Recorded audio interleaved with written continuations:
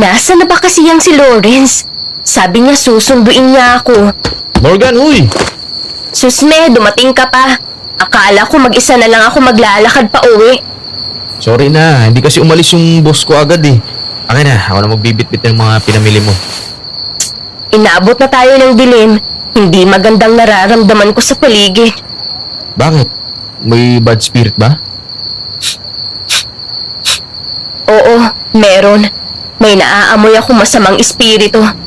Ito, galing dito. Saan? Ayan, dyan. Morgan naman eh. Ba't sa kilikili ko? Brad, hindi mo ba naaamoy? Pucha, Miyerkules na ngayon pero ang kilikili mo amoy Lunes pa rin. Naligo ka na ba? Grabe ka naman, naligo ako kanina no. Talagang ang dami lang ginawa sa warehouse kaya pinagpawisin ako ng gusto. Mabango naman yung kilikilo ko ah. Amuyin mo pa. Oh, nag-deodorant ako huy. Lintik, nag-deodorant ka pa ng lagay na yan ha? Paano pa kung hindi? Teka, bakit parang walang sasakyang dumadaan? Hindi mo pa alam ang balita? Anong balita? Wala kang alam. Alam mo naman na bukod sa trabaho, sa'yo lang umiikot ang mundo ko. Alam ko ba sa iba? He, dumali ka na naman dyan. Makinig ka dahil ikaw ang madalas ginagabi ng uwi.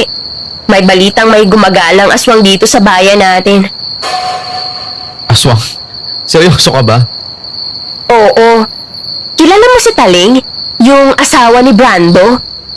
Oo. Yung kabit ni Brando na si Jonas? Kilala mo? Bading si Brando? Eh, pumuputok ko nga yung muscles sa braso nun ah. Pero oo, kilala ko si Jonas. Bakit napatay ng aswang? Hindi, si Jonas. Yung asawa niyang si Marieta, nakabit naman itong si Taling. Siya ang pinatay ng aswang. Ayos ah, chismosang-chismosa. Uy, hindi ah. Wala nga akong alam eh. Wala ka pang alam sa mga bagay na yan ha, pero talaga, kabit ni Brando si Jonas at kabit naman ni Taling si Marieta. Uy, kakaibang trip yun ha. Eh, ano nangyari sa katawan ni Marieta? O di ayun, pinagpiestahan ng kung sinong demonyo yung katawan. Ang sabi ng mga pulis, ginahasa daw muna tapos winakwak ang tiyan at yung mga laman loob hindi makita. Ang sabi din ng mga pulis, gawa raw ng adik. Ang sabi naman ng mga hukluban dito sa atin, aswang. Eh, ikaw, ano sa tingin mo? Aswang. Walang matinong tao ang kayang kumain ng laman ng kapwa niya tao maliban sa aswang. Ano ka naman nakakasiguro? Nitong mga nakalipas na gabi, nag-iba ang simoy ng hangin. Malamig, malansa. May mga tinig akong naririnig minsan sa pagtulog ko. Mga boses na humihingi ng tulong at hustisya ang kanilang sigaw. Hindi kita maintindihan. Sandali lang. Bakit? May kasama tayo dito. Huwag ka naman manakot ng ganyan. O, ano yun? Narito ang aswang. Bilisan mo! Takbo! May umabol nga sa atin. Ah! Aswang! Lawrence!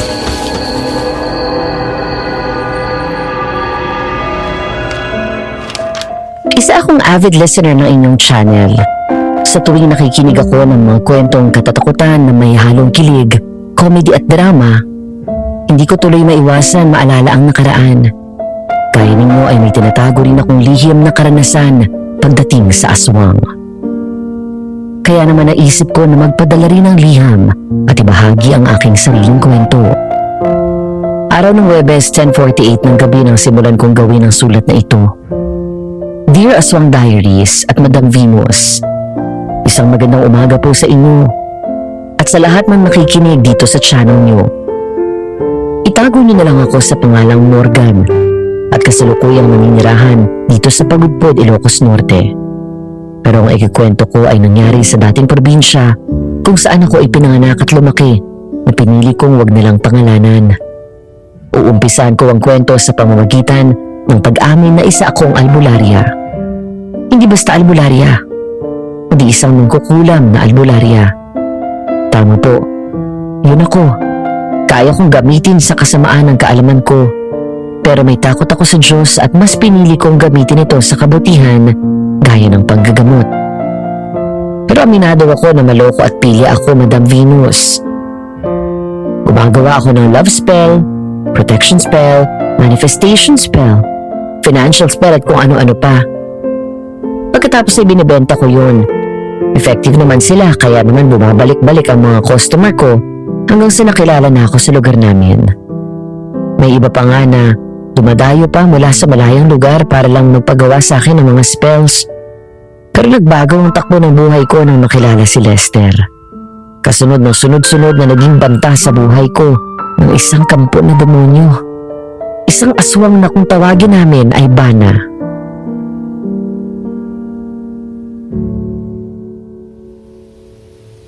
Isulat mo dito ng 3 beses ang pangalan nyo. Pangalan nyo muna tapos pangalan mo. Tapos itupi natin ng 4 na beses. Tapos sunugin natin dito. Ayan. Kapag abo ng ganyan, ilagay mo dito sa lalagyan at ilagay mo sa ilalim ng unan mo. Hindi ka na makakalimutan ng lalaking nagugustuhan mo. Maraming salamat po. Balik po ulit kayo. Kilala ko yun ah. Di ba bading yun? Oo, pero hindi halata. Mukha siya talagang babae. Ayos din ah. Bakit daw bumalik? Nagpasalamat dahil effective daw yung love spell na ginawa ko para sa kanya. Tapos bumuli ulit ng bago. Dito na pinagawa yung spell para daw sure na effective. Sila na daw noong lalaking crush na crush niya. Magawa rin kaya ako sa'yo. Magbabayad ako kahit magkano. Talaga? Libre na lang sa'yo. Sino yan? Sige, sulat mo sa papel. Morgan. Siraulo ka? Joke lang, ikaw kasi. Ayaw mo pa akong sagutin eh. Lorenzo, ilang beses ko ba sasabihin sa'yo na hindi tayo talo? Pinalaki tayo ng sabay ni Tatay Fabian. Para na tayong magkapatid. Parang lang naman. Hindi naman totoo yun eh. Saka bago ka pa man kupkupin ni tatay, alam mo naman na gusto kita. Seryoso rin ako, Lawrence. Ayoko na umasak at dumating sa puntong masaktan ka dahil sa akin. Ay, hirap naman kasi ibaling sa iba yung nararamdaman ko. Ikaw kasi una pa lang eh. Gusto mo gawa kita ng moving on spell? Hindi na, wag na. Mas gusto ko pa rin naman mag-move on sa natural na paraan. Sige, ikaw bahala. Basta walang magbabago. Oo naman. Teka, kumusta ka na pala? Mahigit 2 weeks kang nawala Pagkatapos tayo sa lakayan ng aswang at nakagat ka. Naggulat na lang ako sa sinabi ni tatay na aalis kayo. Yun ba? Okay naman. Pinagpahinga niya na lang ako. Wala ka man lang bang naramdaman na iba pagkatapos ko gamutin ang balikat mo na kinagat ng aswang? Wala naman. Ayos lang ako. Ang galing mo ba naman manggamot eh. Sige, sabi mo eh. Matapos naming mag-usap ay sumilip sa labas si Lawrence. Sabay turo sa bagong bukas na coffee shop sa harap namin. Kaya lumapit ako at nakisilip na rin. Maya-maya ay lumabas ang isang lalaking mestizo. Kasama ang kaaalis lang na customer ko na bading. Napakunot noo kami nang makitang umakbay ang lalaki dito.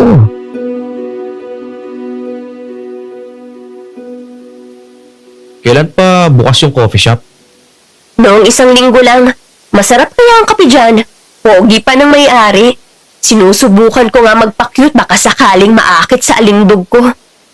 Yung lalaki na yung matangkad na yan? Nagwapo at mistiso? Yung medyo may balbas at bigote? Oo, siya nga. Gwapo no? Ang hot. Mala-Turkish ang itsura niya. Bagay sa kaya yung maikling balbas at bigote niya na parang patubo pa lang. Mas gwapo pa ako dyan eh. Saka, selos ka lang eh. Pero mukhang jowa niya yan eh. Siya siguro yung boylet ng bading na kagagaling lang dito kanina. Malamang! Yari si Boy, nagamitan ng gayuma. Hindi naman siya mukhang bading o bisexual eh. Hoy, makagayuma ka dyan. Love spell yun. Love spell ka pa dyan. Pinaganda mo lang yung tawag eh. Gayuma pa rin yun. Hindi pa rin authentic ang relasyon nila. Hindi ka ba nakukonsensya? Ba't naman ako makukonsensya? Alam mo, lahat ng tao may free will. Trip nila gumamit niyan. Di go. Hindi ko naman sila pinilit. Nagne-negosyo lang ako. Ang importante, kumikita ako. Pero, ang pogi. Sayang, Naunahan ako ni Bading. Alis na nga ako. Nasasaktan lang ako dito eh. Hoy, sorry na Lawrence. Bye! Hello, good after... Ikaw ba ang may-ari at gumagawa ng mga lintik na gayuma na to? Wow! Wait lang sir, kalma. Lakas ng arrive mo eh. Chill. Sagutin mo ang tanong ko. Sa'yo ba galing tong gayuma na to? Excuse me lang no. Alam kong pogi ka pero wag mo ako masisigawan dito sa mismong shop ko. Love spell yan, hindi gayuma. Nang dahil dito sa lintik na to, muntik na ako maloko ng baklang yun. Abay, bakit akong sisisihin mo? Hindi ko naman saklaw ang isip at damdamin ng mga customer ko dito. Nagpapagawa lang naman sila sa akin ng love spell. Pagkabayad, bugs, sibat na sila. Bakit hindi kita sisihin? Kung hindi ka gumagawa ng mga ganyan, hindi magkakaroon ng ideya ang mga tao na manloko. Hoy, lalaking balbon, sumusobra ka na. Lahat ng ginagawa ko rito para sa ikakaganda, ikakabutit, ikakagaan ang buhay ng mga tao. Kung gamitin nila sa kasamaan at panuloko ng iba, hindi ko na cargo yun. Konsensya na nila yun. Saka kasalanan ko ba kung isa't kalahati kang tanga at bobo para hindi mo malaman kung may lawit o wala yung jowa mo? At ako pa ang sinisisi mo? Natural, sino bang pumatol? Alangan sisihin ko yung pobreng agiw doon sa kisame dahil tanga ka. Palibhasa kasi kayong mga lalaki. Makakita lang kayo ng maganda at nakapalda, bumababa na agad ang zipper ng pantalon nyo. Hindi pa ako tapos sa'yo ha. O edi bumalik ka. Hintayin pa kita, gusto mo? Galit at nagdadabog na lumabas ito ng shop niya. Halos mawasak nito ang pinto dahil sa lakas ng pagsarado nito. Naiinis na inambahan ko ng suntok ng lalaki. Pagkatapos ay nagmamadali kong binuksan ang mga pinto at bintana, saka nagsindi ng insenso. Maya-maya ay natanaw ko na parating naman si Ingkong Gani, ang ermitanyo na nakatira sa bundok at minsan bumababa dito sa bayan para puntahan ako at kulitin na tigilan ang paggawa ng mga spells. Mahaba at kulay puti ang damit nito. May tungkod na kahoy at mahaba ang puting buhok at balbas at bigote nito.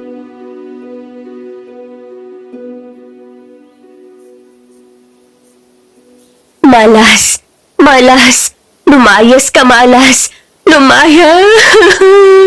Lord, ilayo niyo ako sa lalaking mabuhok. I don't deserve this. Morgan, kumusta ka na? Engkong Gani, naligaw ho kayo dito. Anong may paglilingkod ko sa inyo? Kayo naman, nag-abala pa kayong dumaan dito. Pwede na ho kayong lumayas. Mauna na sa pupuntahan nyo. Hindi ako naligaw. Sinadya talaga kita rito. Teka, inataboy mo ba ako? Ay, hindi po. Kayo pa ba? Kayo nga ang paborito kong bisita dito. Bakit ho pala kayo napadaan? May problema ba? Narinig ko na may sumugod sa'yo dito eh. Nako, kayo talaga. Marites pa tunay niyong pangalan. Ba't mabilis nakarating sa inyong balita? Ay, ginawa mo pa ako chismosa. Paano ko di malalaman? Sa harapan ko nag-away ang dalawang yon. Binato ko na nga sa inyong lalaki kaya natauhan. Nako, sabi na. Nakialam ka na naman. Engkong naman eh. Kailan mo ba ako hahayaan na magnegosyo ng tahimik? Hanggat hindi ka tumitigil sa kalokohan mo. Hindi ba't sinasabi ko na sa'yo na itigil mo na ang paggawa ng kung ano-anong gayuma o spell-spell na yan? Hindi yan nakakalugod sa mata ng Panginoon. Kapag hindi ka tumigil dyan, ikaw rin. Baka makita mo na lang ang sarili mo na nasusunog sa nagbabagang asupre. Engkong, relax, okay? Wala naman ho akong tinatapakan ng ibang tao. Saka hindi naman ako nagkulang sa kanila ng paalala. Ganito pa nga sabi ko eh.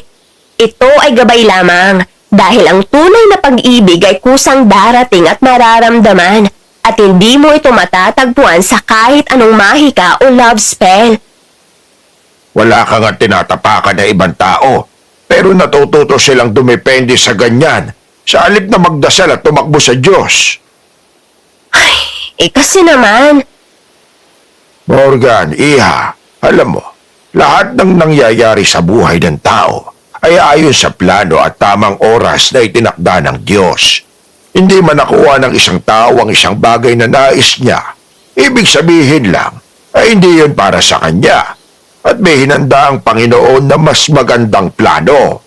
Hinahayaan ng Diyos na mangyari ang lahat sa buhay natin. Maganda o hindi, para may matutunan tayo. Opo, naiintindihan ko po. Mabuti kung ganon. Pero bukod doon, ang talagang sadya ko ay isang mutya.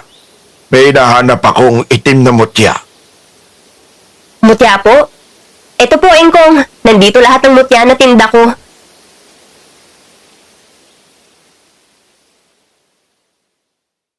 Lumapit si Ingkong Gani sa salamin na estante at tiningnan ang mga iba't ibang kulay at hugis ng mutya o bato o perlas na tinda ko. Ang mga ito ay nagbibigay ng proteksyon laban sa masasamang elemento. Ang iba naman, nagbibigay ng swerte sa pera at love life. Itong itim na mutya na to na may halong asul at puti. Patingin. Ito po. Napakunot noo ako at ibinigay ko yon kay Ingkong Gani na pumikit ng matagal habang hawak ang bato. Maya-maya ay dumilat ito at huminga ng malalim. Pagkatapos ay umiling ng marahan, sabay buntong hininga na binalik sa akin ng bato. Hindi ito yun eh. May hinahanap po ba kayong specific na mutya, Engkong? Di na bale. Babalik na lang ako dito. Yung sinabi ko sa iyo ha, isipin mong mabuti at tawagan mo ko kapag may bago mga mutya ka. Opo. At yung lalaki dyan sa tindahan ng kape, huwag mo nang pakakawalan yon. Po? Sus!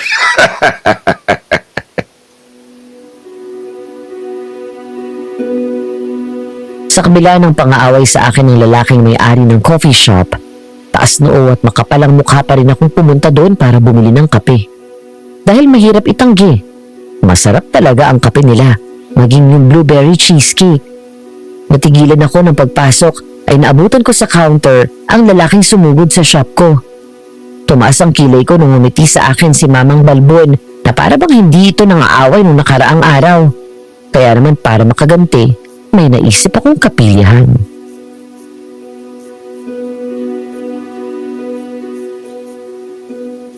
Good morning, ma'am.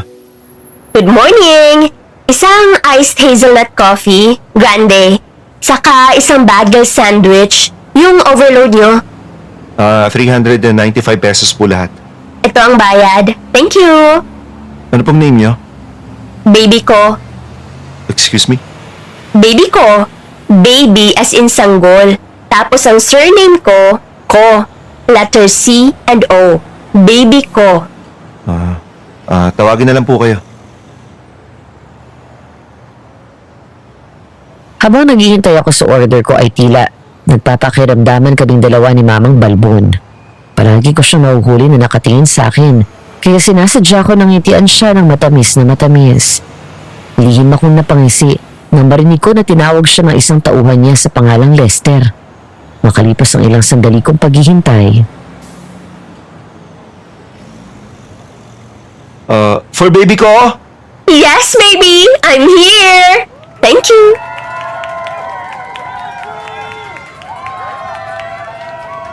Morgan pala ang totoong pangalan ko, Lester. Talaga nananadya ka na pahiyain ako, no?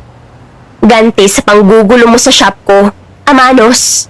Bye, baby! See you next time!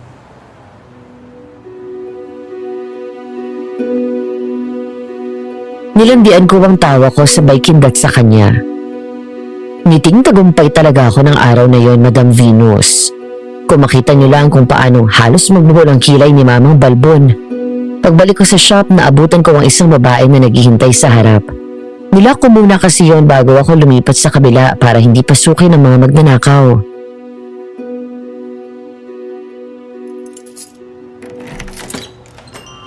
Ay, hi ma'am! Good morning po! Magandang umaga naman. Pasok po kayo. Pasensya na sa paghihintay at may binili pa po ako sa kabila. Ano po may paglilingkod ko sa inyo? Balita ko kasi gumagawa ka ng mga magic spells. Totoo ba? Ay, opo. Pero hindi ko pa magagarantiya na effective siya. Nasa inyo rin po kasi ang katuparan ng magic spell. Kung hindi buong paniniwala mo, hindi ito tatalab. Para saan po ba? Proteksyon para sa anak ko. Alam mo na, delikado na lagi ang panahon ngayon. Nako, totoo po yan. Pakihintay na lang po at kukunin ko ang mga kailangan nyo.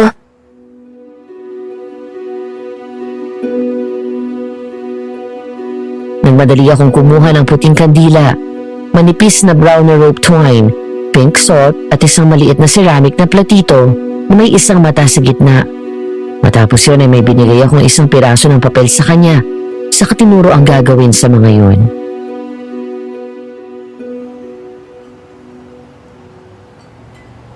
Kapag nagawa niyo na pong mga sinabi ko, dasalin niyo po itong nakasulat sa papel ng 3 beses sa gabi kapag tulog na ang anak niyo. Salamat. Hindi ko alam kung uubra ito pero alam mo na, nanay ako. At gagawin ko lahat para masiguro ko na maayos siya sa lahat ng oras. Salamat din po sa tiwala. Sana po ay tumalab yan sa anak niyo. Kanina ko pa napapansin. Ang ganda mo, Iha. Kamukhang kamukha mo yung isang tao na dati ay dito rin sa bayan na ito nakatira. Naku ma'am, salamat po. Kamukha ko po talaga ang mami ko kaso wala na siya eh. Ganun ba? Sorry to hear that. Anyway, itong bayad ko. Thank you po. Sino yun? Bakit parang pamilyar? Hindi ko lang maalala kung saan ko siya nakita.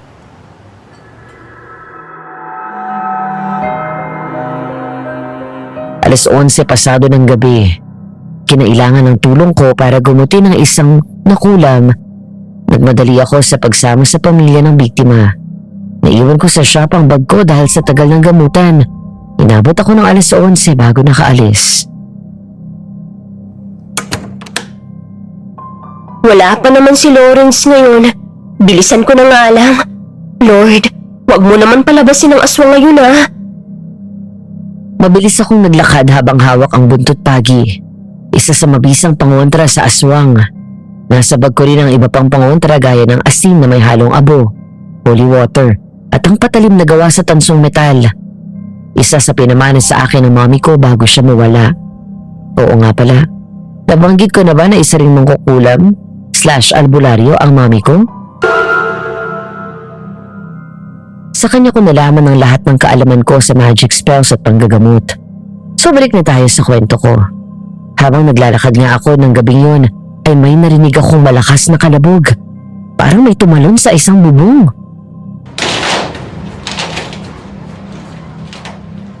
Saan galing yun? Lumingon ako sa paligid. Wala namang tao dun sa daan maliban sa akin. Hanggang sa mapatingin ako sa unahan. Sa bandang dulo ng daan, nakita ko ang isang kotse na nakaparada. Sa bubong nito ay may isang tao na parang pilit may inaabot sa loob ng bintana ng kotse. Hanggang sa... Tulong! Aswang! Lumahis ka!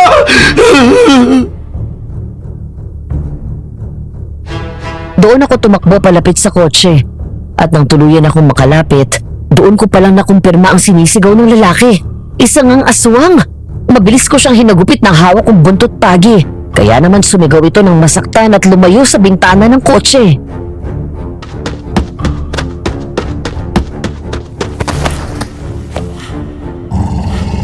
Hoy aswang! Ako ang harapin mo! Hindi ako natatakot sa'yo!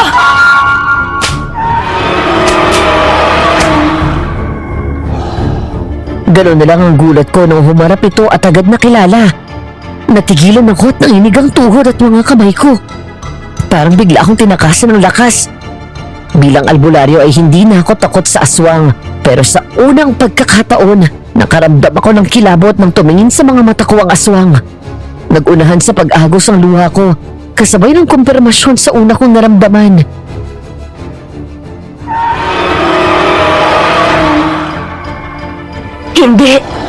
Hindi totoo to.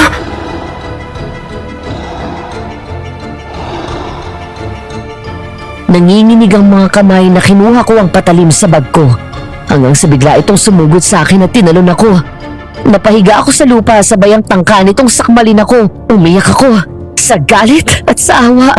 Buo ang loob ko kaninang pumatay ng aswang. Pero bigla akong nalito ngayon. Hinawakan ko ang aswang sa leeg para pigilan ang mukha nitong makalapit sa akin. Umaagos ang laway nito at kitang-kita ang pagkahayok nito sa dugo at laman ng tao. Agad akong umiwas para hindi ako matuluan ng laway ng aswang. I'm sorry.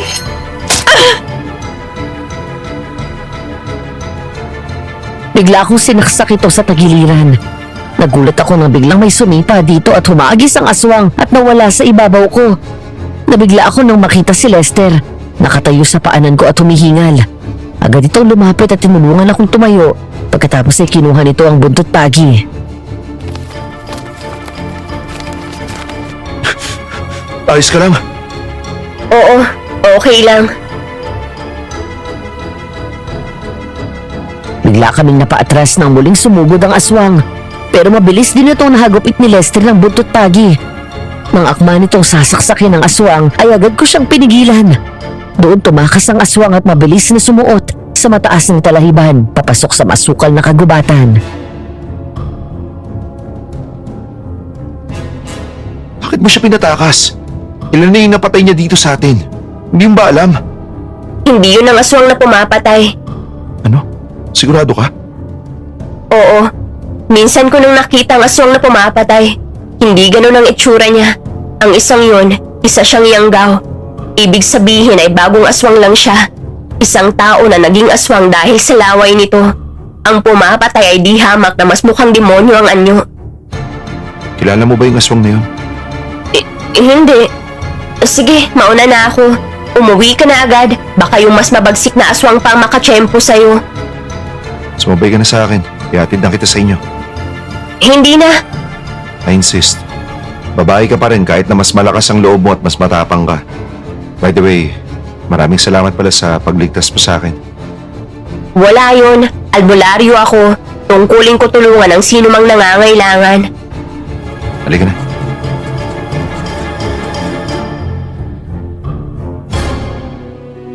Kasalukuyan ako nag-aayos ng mga tinda kong mutya nang matigilan ako matapos pumasok ng isang taong hindi ko inaasahan.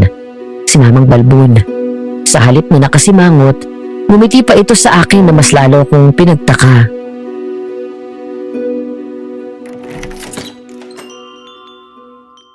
Hi. Nakaabala ba ako? Sa payapa akong mundo? Oo. Anong masamang espiritu ang nagtulak sa'yo papunta dito? Dinalang kita ng breakfast. Iced hazelnut coffee tsaka bagel sandwich for baby ko. Salamat. Pero para saan to? Tsaka bakit kalmado ka't hindi nakakunot ang noo mo? Nilagnat ka ba ng 40 kagabi? Hindi. Sabihin na natin na peace offering ko yan. At gusto ko rin humingi ng paumanin sa pagsugod ko sa'yo dito. At saka, hindi ko dapat binuntun sa'yo yung galit ko nung araw na yun. Pasensya ka na ha. Aswang lang palang magpapabait sa'yo eh. Wala yun, kalimutan mo na yun. At saka, salamat rin pala. Maraming salamat ulit sa pagliligtas ng buhay ko kagabi. Walang anuman yun. Ang importante, ligtas ka. Kaya mamaya, sikapin mo na agahan ang pagsarado ng shop mo. Oo, nasabi ko na yun sa mga staff ko. Salamat pala ulit dito ah. Ang sarap kasi talaga nitong bagel nyo tapos favorite ko talaga kapag may hazelnut lalo na sa kape. Sabihan mo lang ako mula ngayon. Dadalang kita dito. Oo ba? Ay, hindi ko pa pala formal na naipapakilala ang sarili ko. Lester Valencia. Morgan Javier talaga ang totoong pangalan ko. Hindi baby ko. Mas bagay sa'yo, Morgan. It sounds enchanting. Thank you. So, friends? Friends. Sige, balik na ako sa shop ha. Sige, salamat ulit dito.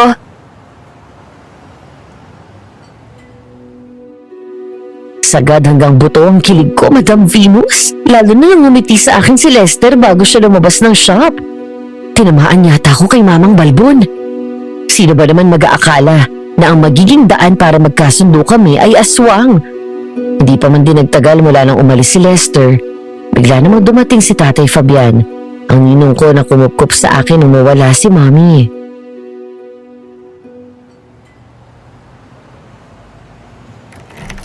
O tay, napasyal kayo. Gusto lang kitang kamustahin dito.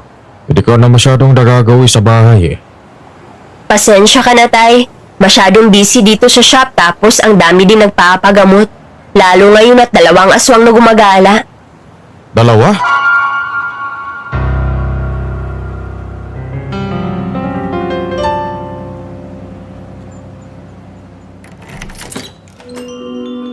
Biglang lumipad ang tingin ko sa pinto nang pumasok si Lawrence. Sabay tingin sa braso ko. Huminga ko ng malalim at hindi nagpahalata. Gaya ng nakagawian, sinalubong ko siya ng ngiti. Napatitig ako sa isa sa mga bote ng langis na binibenta ko. Kumukulo ang isa sa mga yun. Langis ng lana ang laman nun. Sadya kong nilagay yun doon kung saan hindi halata ng karamihan para malaman ko kung tao o aswang ang kaharap ko. O Lawrence, nabuhay ka yata. Bakit ngayon ka lang nagpakita dito? Busy ako sa trabaho. Nilipat kasi ako sa panggabi kaya umaga na yung tulog ko. Naks, asinsado na.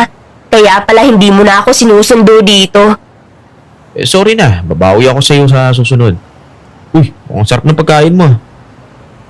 Oo, bigay ni Lester. Lester? Oo, yung may-ari ng coffee shop. Oo, close kayo? Hindi pa naman ganun pero mukhang magkakasundo kami. May isang aswang na sumalakay sa kanya kagabi. Hindi ang aswang na sumalakay sa atin nung gabing magkasama tayo.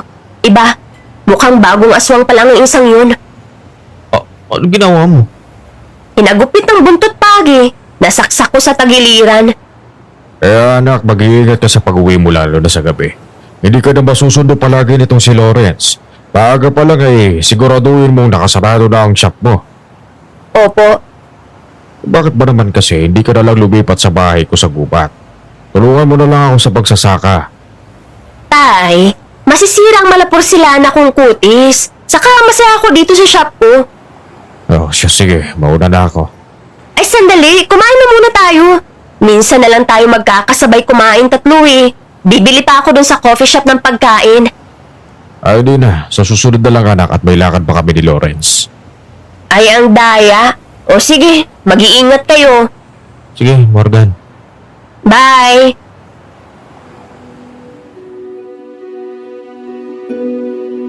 Nagtaka ako nang hindi pa umalis agad si Tatay Fabian. Sa halip ay isa-isa niyang tinignan ng mga mutya na nakadisplay sa loob ng salamin na estante na para bang may hinahanap ito. Tay, may hinahanap po ba kayo? Hindi, wala. Nagagandahan lang ako sa mga butya. O sige na, mauna na kami, anak.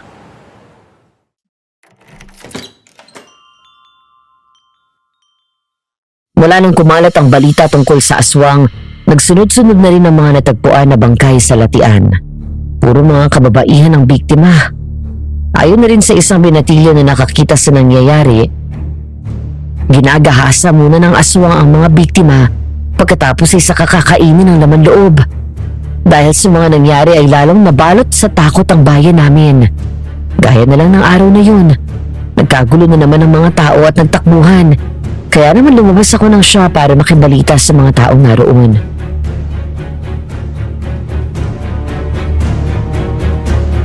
Bakit magkakagulo? Saan sila pupunta? Doon sa latian, makikiusisa at may natagpuan na namang bangkay ng babae. Pinatay ng aswang? Ginahasa at pinatay ng aswang. Binali ang laman loob. Wala daw halos tinira. Mukhang gutom na gutom. Kaya ayun, yung asawa halos mabaliw sa kakaiyak. Pansin ko, puro babae biktima niya. At yung mga babaeng may asawa at anak na. Nakakaawa. Gustuhin ko man sumaya dahil maraming bumibili ng mga anting-anting at pangontra. Hindi ko magawa. Lalo't maraming buhay ang nawawala. Teka, maiba tayo. Papunta rin dapat ako sa shop mo eh. Bakit? Bibili ka ng pangontra? Hindi. Iimbitahan sana kita eh. Sabay tayong kumain ng lunch. Pwede naman. Kaso, okay lang ba dito tayo kumain sa shop? Wala kasi ibang magbabantay eh. Sure, walang problema.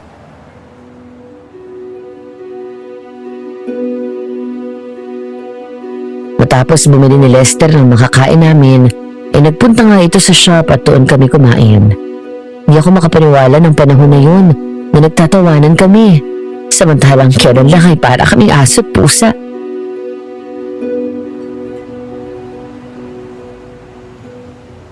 Bagong salta ka dito sa bayan namin, oh.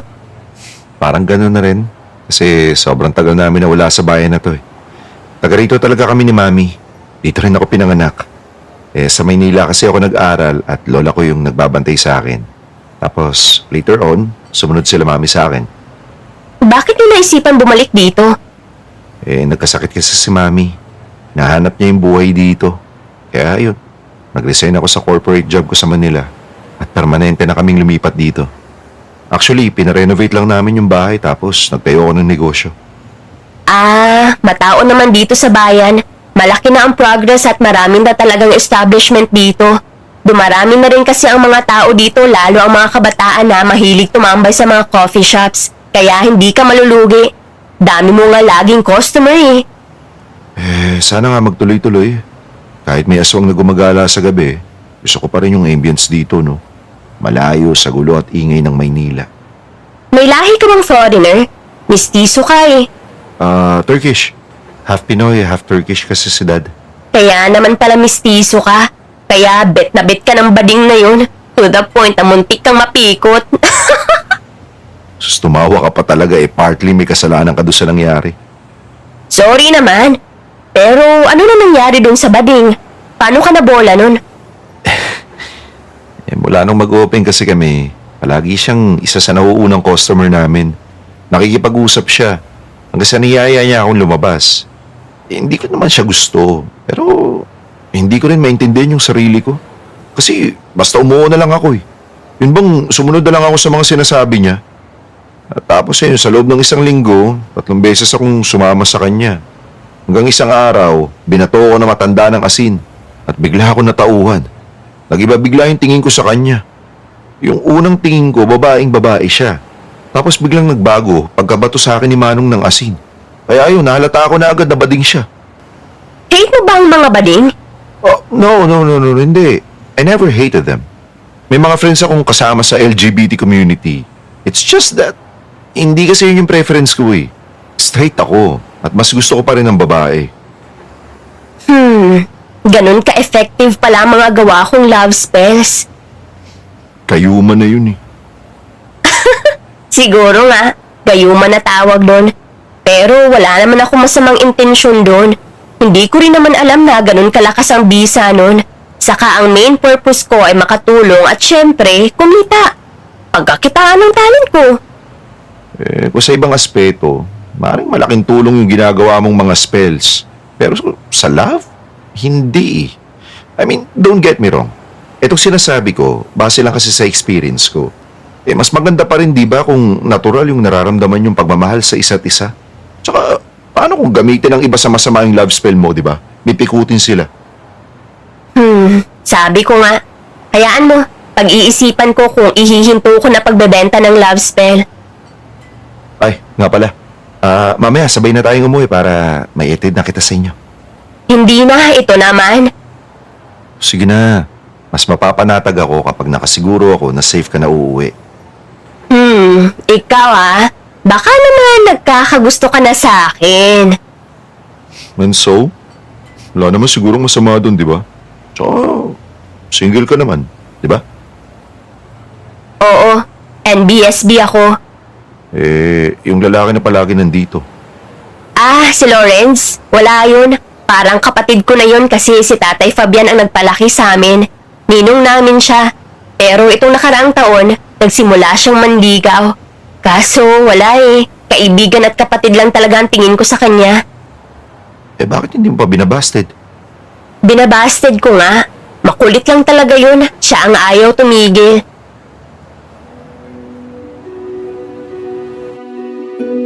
Ilang sandali pa ay natigilan ako ng pag-angat ng tingin. Nakita ko si Lawrence sa labas ng shop. Masama siyang nakatingin sa amin ni Lester habang nakasimangot. Agad akong tumayo para sana papasukin siya, pero bigla itong tumalikod at tumakbo palayo. Wala akong nagawa kundi ang bumuntong hininga na lang. Si Lester naman ay nagtaka at lumingon din sa labas.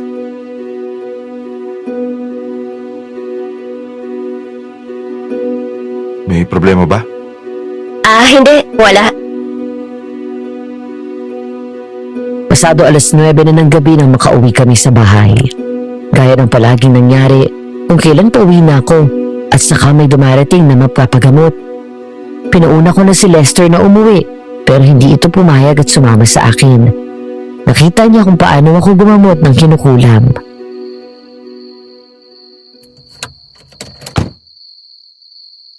Salamat sa paghatid at pagsama sa akin kanina. Wala yun. Alam mo, pinapanood kita kanina kung paano mo pagalingin yung babae. At pinahanga mo ako. Ang alam ko kasi sa mga albularyo, madalas may mga edad na eh. Oo, usually ganun ako pero sabi ni Tatay Fabian sa akin, natural talent daw. Basta bata pa lang ako, nakitaan na daw nila ako ng abilidad para maging albularyo. Nice. Ang galing mo talaga. Salamat. Halika, tuloy ka muna. Sige. Sa susunod na lang siguro. Alam ko, pagod ka na ngayon eh. Bukas na lang ng gabi. Magdadala ako ng pizza, tsaka beer. Samahan mo ng fried chicken. Sige. Noted yan. Ingat ka sa pagmamaneho ha. Thanks. Good night.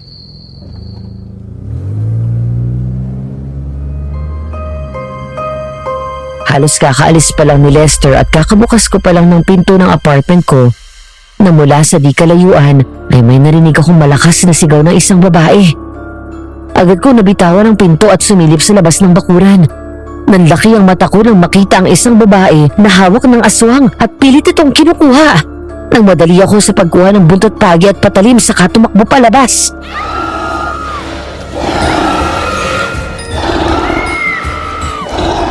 Hoy! Lumingon sa akin ang aswang habang hindi nito binibitawan ng babae na iyak sa takot. Hinawakan ko ng maigi ang patalim at buntot pagi habang pilit kong nilalakasan ang loob ko. Pero sa aking isip, may paulit-ulit na akong umuusal ng dasal at humihingi ng tulong sa Diyos. Ang aswang na nasa harapan ko ngayon ay hindi ang aswang na nagtangka kay Lester. Walang iba kung hindi ang bana. Ang aswang na gumagahasa at pumapatay sa mga babaeng may asawa dito sa baryo namin.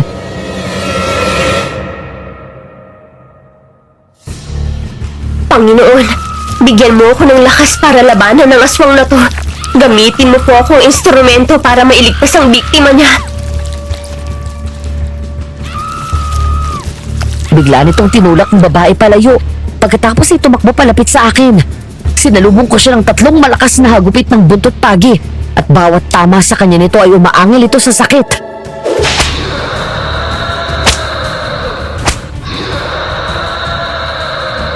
Wala ka na ngang ginawa kung hindi mamirwisyo ng buhay ng mga tao dito. Nang muli ko sanang hahagupitin ito, nagulat ako nang mahawakan nito ang dulo ng buntot pagi, sabay hila doon. Natangay ako at agad na palapit sa aswang. Agad nito sinunggaban ng kwelyo ng damit ko saka mabilis na tinaas ang kamay nito na may matatalas na kuko. Pero bago pa nito magawa ang masamang balak sa akin, ay mabilis ko siyang inunahan at sinaksak sa balikat. Mamamatay ka na!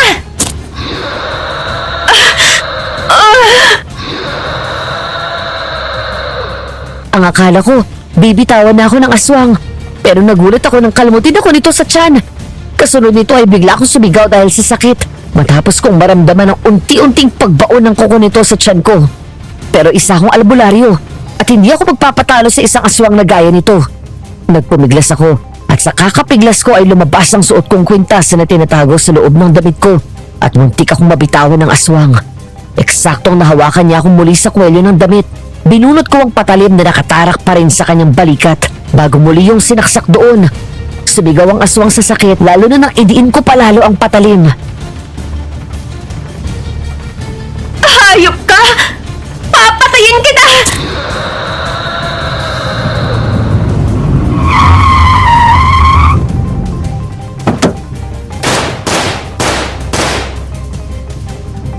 Doon ako hinagis ng aswang. Kasabay ng pagtakas nito ay sunod-sunod na putok ng baril. Namilipit ako sa sakit dahil sa sugat ko sa tiyan.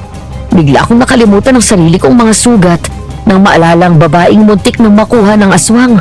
Umiiyak pa rin ito at mukhang nasyak sa mga nangyari. Mrs. Ayos lang ho kayo. Morgan? Nang lumingon ako doon ko nakita na may hawak na baril si Lester.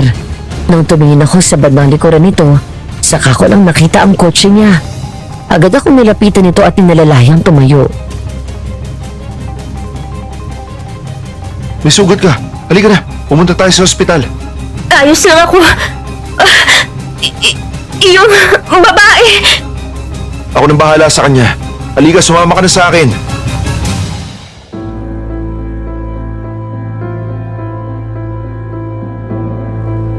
Kinabukasan ng umaga nang magising ako, ay agad nakuha ang atensyon ko ng ingay mula sa labas ng kwarto. Partikular na sa kusina. Kahit masakit pa ang sugat ko ay pilit akong bumangon at lumabas. Natigilan ako nang makita si Lester na naroon at nagluluto.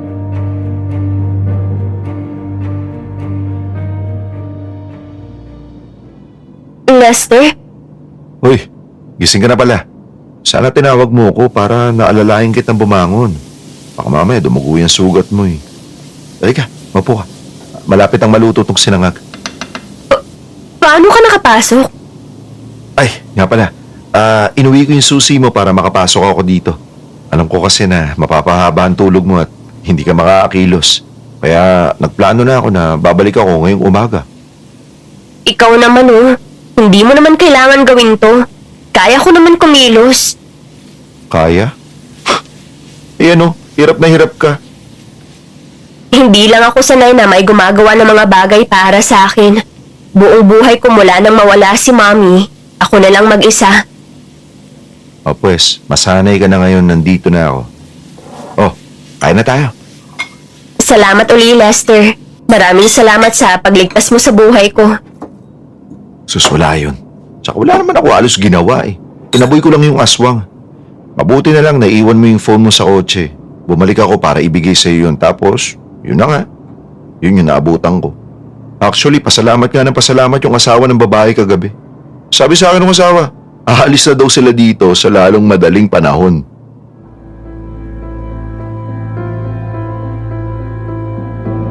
Bumalik sa isip ko ang itsura ng aswang na nakasagupa namin kagabi. Malaki ang pangangatawan. Ang mga buhok ay bahagyang mahaba. Ang mga mata nitong puno ng umaalab na galit at anumang oras ay magsasabog ng lagim. Kulay dilaw yun na nanlilisik at maliit na itim ang kanyang balintataw. Ang ilong niya ay gaya ng saloro at ang bibig niya ay may mga bitak-bitak sa paligid. Wala siyang pangil na mahaba. Ang katawan niya ay mukhang gawa sa katawan ng puno na puro ugat.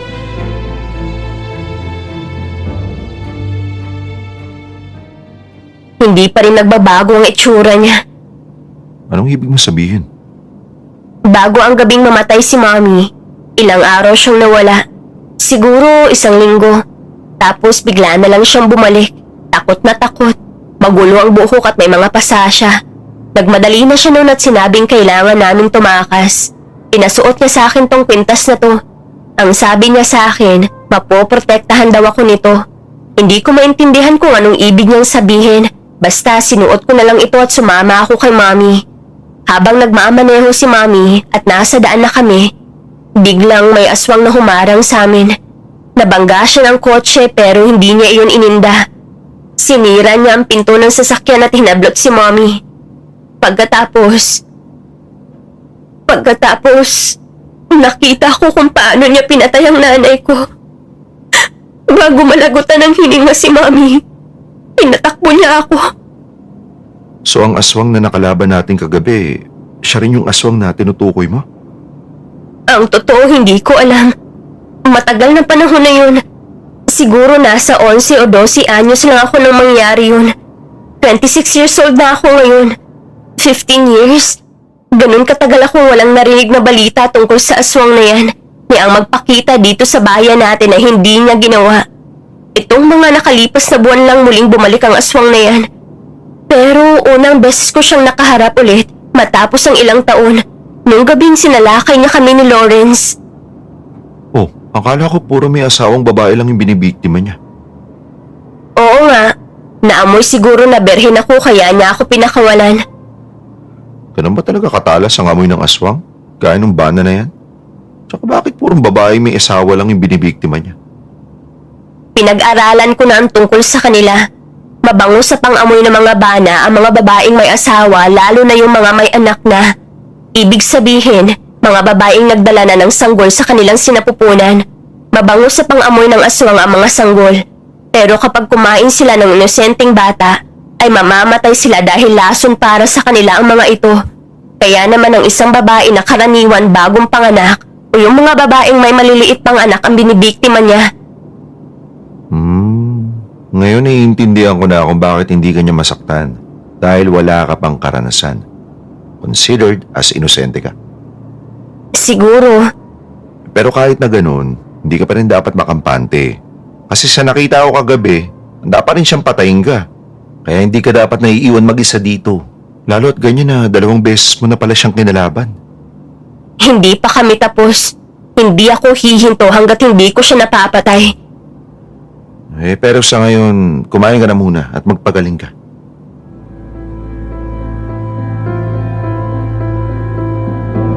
Sa paglipas ng mga araw ay naging mas malapit kaming dalawa ni Lester sa isa't isa.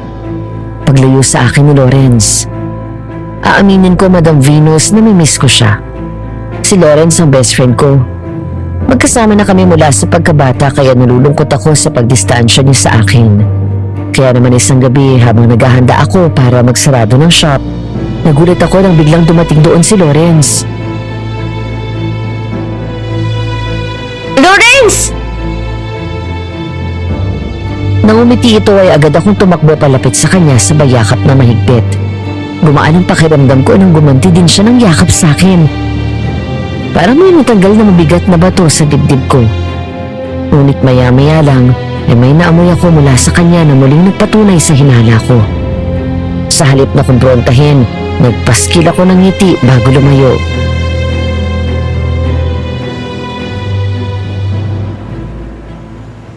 Oh, kumusta ka na? Nabalitaan ko mula kay tatay yung nangyari sa'yo. Ilang linggo na yung nakakaraan. Sus, ngayon ka pa nangamusta kung kailan magaling na ako.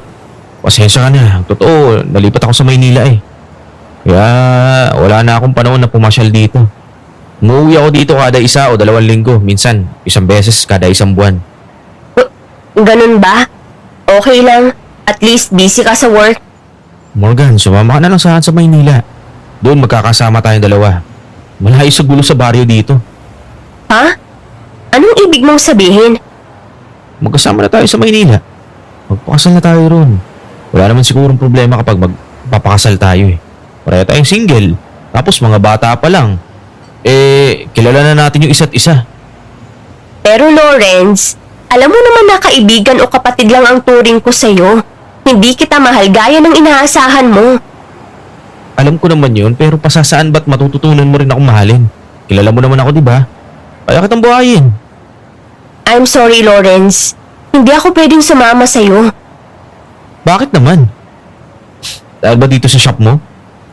Ipagpapatuloy mo na naman ang pagtitinda mo. Hindi naman kita binabawalan kung... May mahal akong iba at hindi ko siya kayang iwan. Katahimikan. Isang nakabibinging katahimikan ang sinagot sa akin ni Lawrence.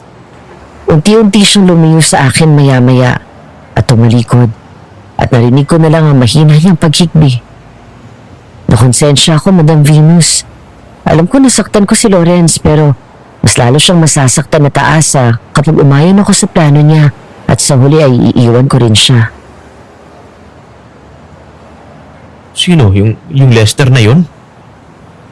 Oo. Nung nawala ka, siya palagi ang kasama ko. Noong nakasagupa ko ang aswang, niligtas niya ako. Habang lumilipas ang araw, unti-unting nahuhulog ang loob ko sa kanya.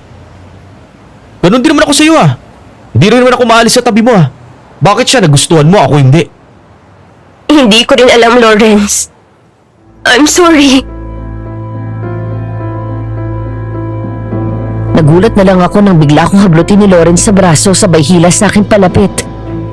Pagkatapos bigla niya akong tinulak sa pader at pilit na sinusubukang halikan, habang ako naman ay pumipiglas at sinusubukan siyang itulak. Ngunit hindi mo lang ito natinag at pilit pa rin itinataas ang laylayan ng palda ko. Wag, Lawrence! Wag! Parang awa mo na! Akin ka lang, Morgan. Tayong dalawa lang nakatadhana para sa isa't isa. Nakaramdam ako ng kilabot nang dumampi ang labi niya sa leeg ko at ang kamay niya ay humaplos sa katawan ko. Tuluyan ako naiyak sa takot. Nang mga sandaling yun ay nawalan ako ng laban sa kanya. Hindi ko maipaliwanag, pero para bang mas lumakas si Lawrence. Hindi gaya ng dati na kapag tinutulak ko siya ng pabiro, nawawalan agad ito ng balanse. Wag! Lawrence! Maawa ka! Wag! Kailangan ko magpunla sa'yo. Ikaw lang maaaring maging ina ng anak ko. Kailan naman ka tumanggi? Pagbigyan mo na ako! Tulong! Tulungan niyo ako! Lester!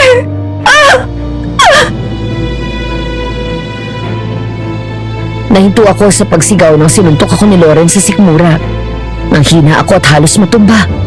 Doon niya ako sinalo sa kahiniga sa sahig at pinatay ang lahat ng ilaw sa shop. Takot na takot ako ng mga sandaling yun, Madam Venus.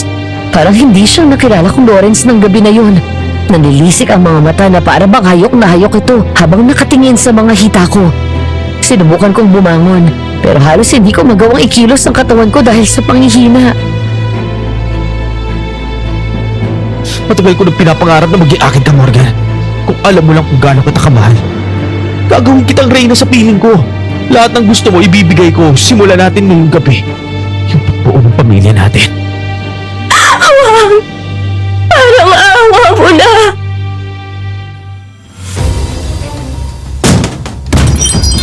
Hayop ka!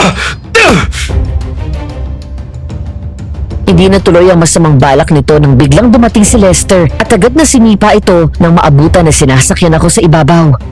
Napahiga sa sahig si Lawrence. Pagkatapos ay muli itong sinugod ni Lester at sunod-sunod na sinuntok sa katawan. Nagawang makabawi ni Lawrence at tinulak palayo si Lester. Sabay sakal sa leeg nito ng mariin. Kahit na nangihina ay pinilit kong bumangon. Pagkatapos ay gumapang ako papunta sa isang drawer. Kinuha ko ang isang maliit na balot na pinagsamang asin at abo. Saka ko yung binuksan at binato kay Lawrence. Wag! Masakit! Napapaso ako! Lumayas ka dito! At huwag na huwag ka nang babalik! Hindi lang yan ang aabutin mo kapag muling nag-cross ang landas natin! Dahil baka ako mismo ang pumatay sa'yo! Nagmamadaling tumakbo palabas ng shop si Lawrence. Nang madali si Lester nalapitan ako at makita ko ang labis na pag-aalala sa kanyang mga mata. Tuluyan ako humagulgol nang yakapin niya ako. Mga luha na dala ng takot at lungkot dahil sa ginawa ng taong inakala ko ay napagkakatiwalaan ko. Ana, halika na. Iuwi na kita.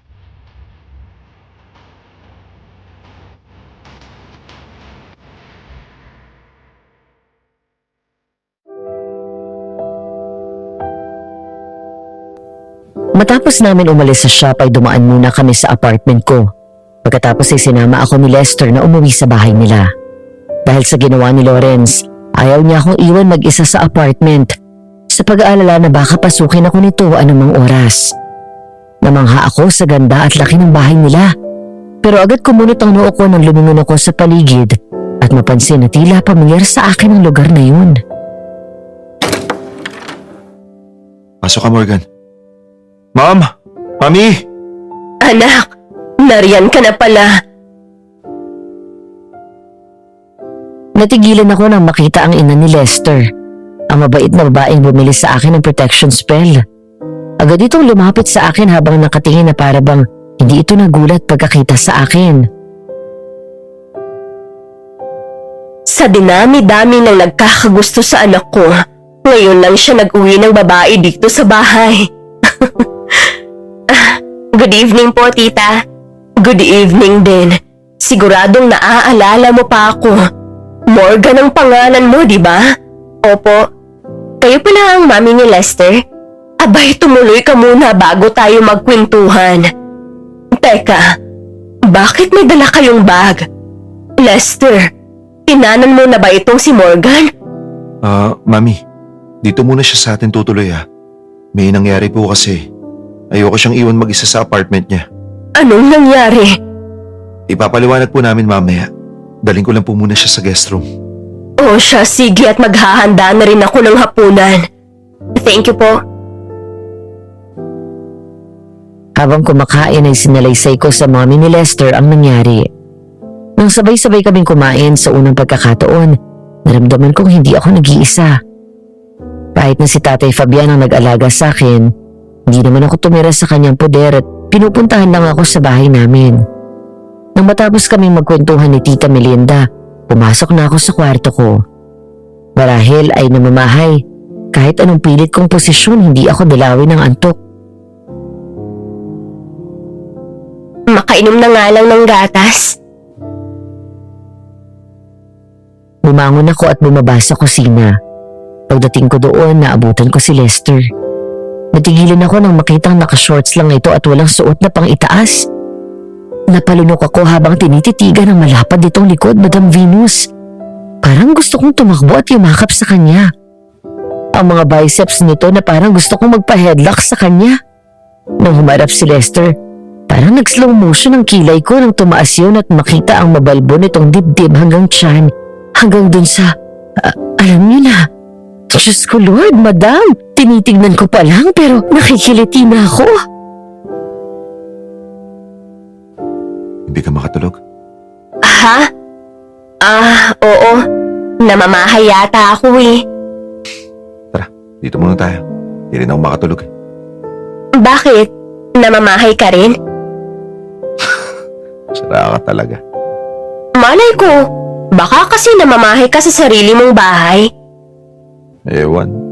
Excited lang siguro ako. Excited? Saan? Dahil nandito ka. Ito naman oh. Kalma, ako lang to. I like you, Morgan. Ha? Like mo ako? Oo, gusto kita. Bakit? Bakit ako? Dahil iba ka sa lahat ng babaeng nakilala ko. You're brave and strong, but fragile and vulnerable at the same time. Kaya mo makipaglaban ng harap-harapan sa aswang, pero hindi ka nagkukunwaring malakas at hinahayaan mong tulungan ka sa oras na nanghihina ka. At bukod pa doon, yung witness mo, nalilibang ako sa tuwing kausap ka. No dull moments. Tsaka, maganda ka. Yung mata mo na sumisingkit kapag tumatawa ka. Yung ilong mo, yung dimples mo na lumalabas kapag nakangiti ka. Yung mahaba mong buhok. Even your skin. Teka, ginagamitan mo yata ako ng love spell mo eh. Uy hindi kaya. Wala pa nga akong ginagawa eh. Ganda ko pa lang to. Nakuha mo yata ako sa baby ko mo eh. Diyos ko, si baby ko. Pero seryoso, Morgan. Mahal na kita. Dahil mahirap mahalin ang babaeng tulad mo. Sigurado ka ba? Oo naman. Umiti ako at walang silitang hinawakan ko sa batok si Lester. Sabay hila palapit at bigla kong hinalikan sa labi. Sa gulat niya ay hindi ito nakakilos at tumingin lang sa akin na namimilog ang mga mata. Ang dahilan kaya nagalit si Lawrence kanina ay dahil sinabi ko sa kanya na hindi ko matatanggap ang damdamin niya dahil mahal kita. Totoo ba? Mahal mo rin ako? Oo, matagal na kaya kitang crush. Noon palang unang araw na mag-open ang coffee shop mo. Kaya nga araw-araw akong bumibili ng kape doon kahit hindi naman ako umiinom ng kape nung una. Talaga? Oo, nagpapakyut na talaga ako nun sa'yo. Tapos, mas pinansin yung bading. Ikaw naman kasi, nagbebenta ka pa ng mga love spell na ganyan. Sige, pagbalik ko sa shop, hindi na ako magbebenta nun. Halika nga dito, pakis nga ulit. Uy, baka makita tayo ng mommy mo. Dian. Teka sandali. Tayo na ba? Lo, inalikan mo na nga ako eh. Sasabihin ko pa lang sana kung pwedeng manligaw eh. Okay na yun. Ang tagal ko nang naghihintay na magkaroon ako ng boyfriend. So, first boyfriend mo ba ako? Oo, ikaw rin first kiss ko. O, halika dito, ikikiss pa kita. Baka bumaba si tita nga. Doon na lang tayo sa kwarto ko. Dali. Uy, sandali. Ba't mo ko binuhat? Lester, ibaba mo ako. Hindi, doon tayo sa kwarto para walang istorbo. Ay, ano ba yan? Nakikiliti naman ako sa balahibo mo. Mamaya, mas makikiliti ka pa dyan.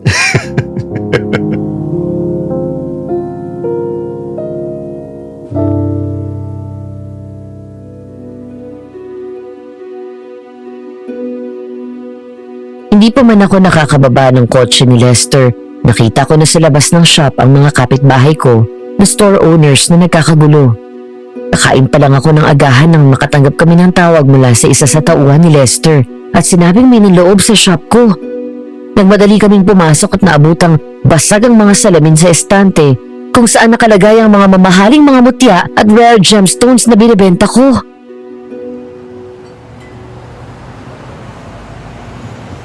May nawala ba? Meron. 3 mutya ang nawawala. Oh, mahal ba yung mutyang yun? Mga hindi bababa ng 500 pesos. Tunay ang mga yun. Hindi yun basta bato. Yung CCTV mo. Review natin yung footage mo.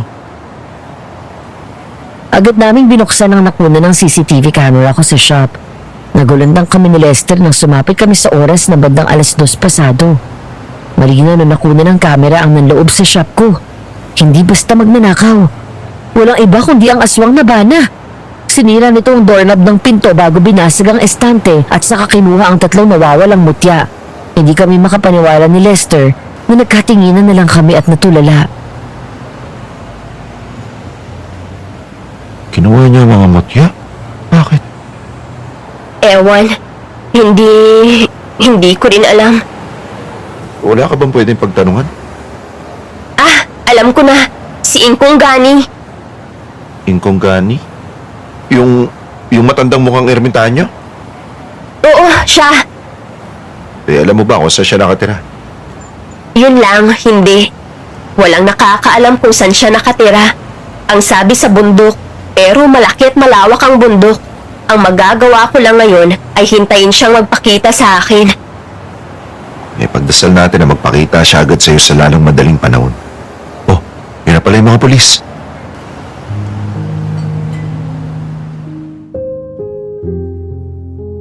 Sa kabila ng mga nangyari ay nagbukas pa rin ako ng shop at nagbenta. Wala rin naman akong gagawin kapag bumalik ako sa bahay nila Lester. Bandang gabi 8:30, galing ako sa coffee shop ni Lester at patawid ako papunta sa shop ko nang matigilan ako at makita si Lawrence. Nakatayo sa di kalayuan at tila kanina pa nag-aabang. Usap naman tayo, Morgan. Pagkatapos sa mga ginawa mo, may lakas ka pa ng loob na magpakita sa akin? Hindi ko sinasadya. Nagdilim lang yung paningin ko dahil sa sobrang selos. Please, I'm sorry. Sorry din, dahil simula ngayon, ayoko nang makita ang pagmumukha mo. Sinayang mong pagkakaibigan natin ng mahabang panahon. Hindi ko akalain na kaya mo kung bastusin ng ganun. Ikaw, sa lahat ng tao, ikaw pa talaga. Patawarin mo na ako. Hindi ko na rin maintindihan yung sarili ko eh. Umalis ka na, Lawrence. Lumayo ka dito at manirahan ka na lang sa bundok kung saan mas ligtas ka. Pero Morgan, Akma itong lalapit sa akin pero hindi natuloy nang biglang lumabas si Lester. Tumayo siya sa unahan ko at sadyang hinarang ang sarili. Biglang nagbago ang ekspresyon sa mukha ni Lawrence at mabilis na bumakas ang galit doon. Lumayas ka na dito bago pa ako tumawag ng pulis. pwede ba huwag ka makialam dito? Makikialam ako dahil muntik mo ng pagsamantalahan si Morgan. Huwag nga sabi makialam ka eh. May karapatan ako makialam dahil girlfriend ko yung binastos mo.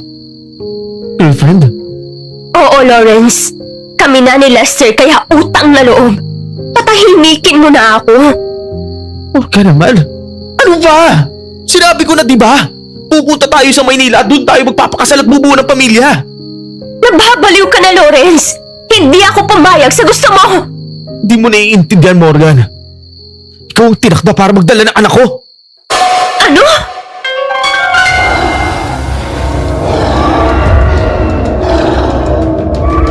Nanlaki ang mga mata namin ni Lester sa sumunod na nangyari. Biglang lumiyad si Lawrence at ang mga ugat nito sa leg ay naglabasan. Ang mga kuko nito sa kamay ay humaba at naging matulis.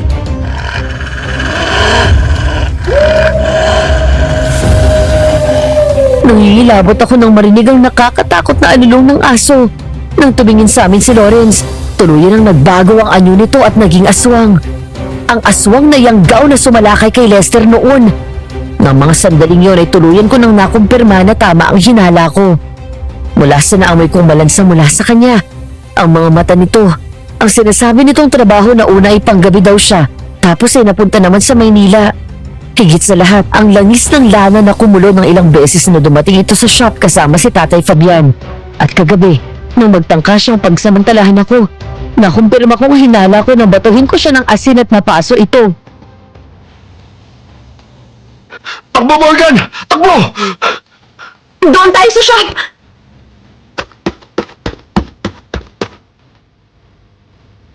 Kinawakan ni Lester ang kamay ko at mabilis kaming tumakbo papunta sa shop.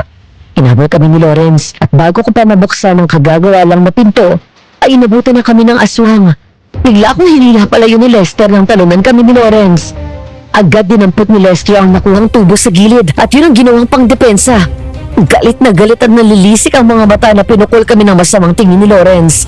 Hindi ko mapigilan ang maiyak dahil sa awa. Ang kaibigan ko at tinuring na kapatid, ngayon ay parang mas masahol pa sa hayop. At wala akong ibang sisisihin kung hindi ang aswang na yun. Ang bana na siyang kumagat kay Lawrence noong gabing salakhayan kami nito.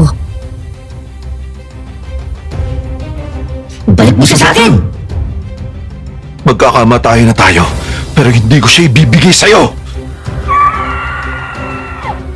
Muling sumugod si Lawrence at sadya akong tinulak ni Lester palayo. Hinataw nito ng malakas ang aswang gamit ang tubo, pero hindi yon alintanan ni Lawrence. Nagawa niyang agawin ang tubo kay Lester at akmang isasaksak yun sa kanya. Habang nangyayari yun, ay binubuksan ko naman ang pinto ng shop. Nang sa wakas ay makapasok ako, agad kong kinuha ang isang itim na mutya na mabisang pangontra sa aswang, kasama ang asin na may halong abo at patalim na tanso.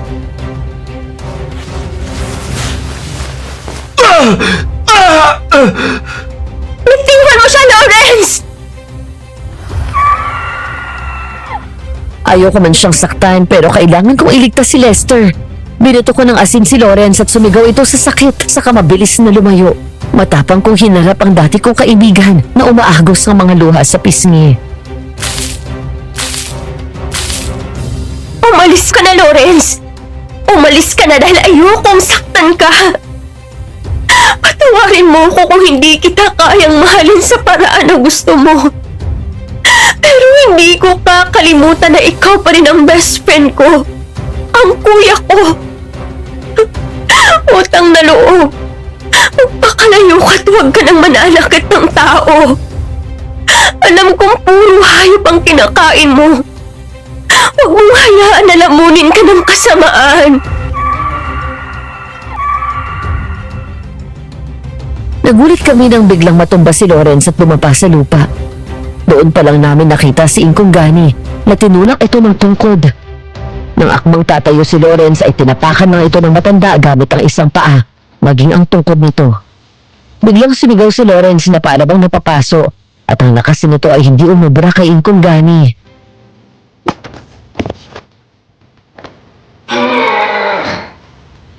Oy!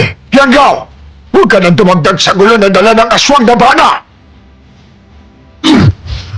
Huwag kang maglalagpag ka.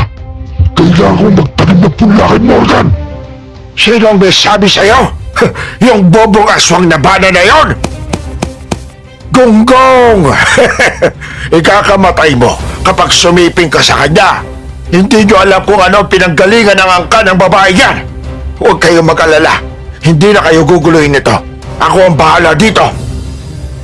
Ingkong Gani, kailangan kitang makausap. Oo, alam ko na yon. Nawala yung 3 mutya mo na.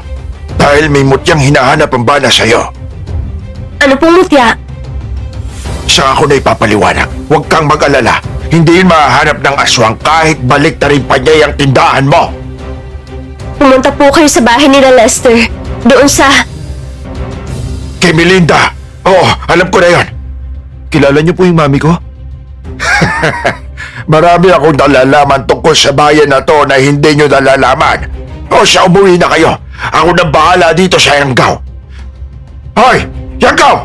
Tayo! Sumama ka sa akin!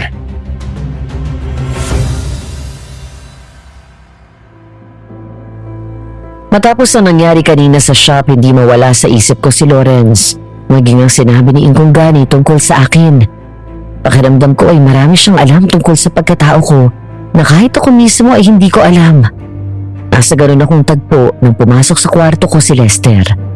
Lumapit siya sa akin at niyakap ako. Parang ang lalim naman yata ng iniisip mo. Hindi mo ba narinig yung sinabi ni Ingkong kay Lawrence? Mamamatay daw siya kapag sumiping sa akin. Bakit? Dahil gigilitan ko siya ng leeg kapag ginawa niya yun. Mamamatay siya talaga. Naman seryoso ako. Ba, seryoso rin ako. Gigilitan ko talaga ng leeg kung sino man yung sisiping sa'yo bukod sa akin. Oh. Para naman papayag ako. Pero hindi nga, walang biro.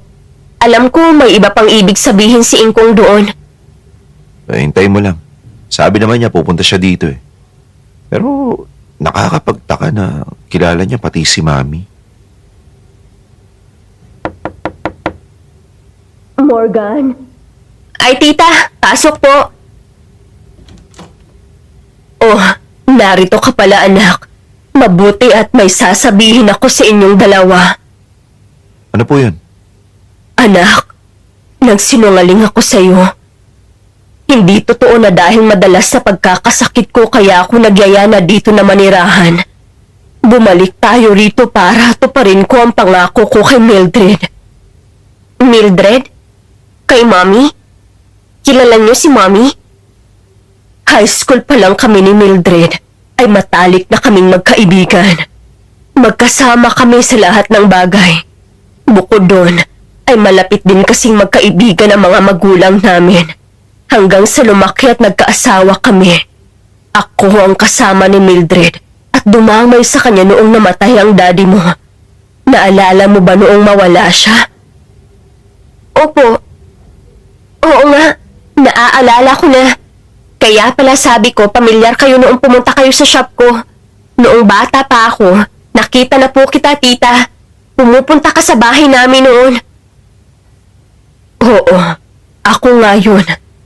Ang totoo, Morgan, nung mawala ang mami mo, kinidnap siya ng aswang at ako ang una niyang pinuntahan nung makataakas siya. Po? Ang aswang na gumagala ngayon at pumapatay sa mga kababaihan dito. Ilang araw bago siya mawala, naikwento sa akin ni Mildred na madalas siyang dinadalaw ng aswang. Nagbabantay hanggang sa kinuha nga niya ang mami mo. Ginahasa siya ng aswang na yun. Sa loob ng mahigit 1 linggo siyang bihag ng aswang na yun, ay paulit-ulit siyang pinagsasamantalahan. Ang sabi daw sa kanya ng aswang, siya daw ang tinakdang magdala ng magiging anak niya. Natigilan ako. Bigla kong naalala ang sinabi ni Lawrence. Ganun eksakto ang plano niyang gawin sa akin. Mabuti na lang at naroon si Lester. Pero muli ko namang naalala ang sinabi ni Ingkong tungkol sa pagsipin sa akin ni Lawrence.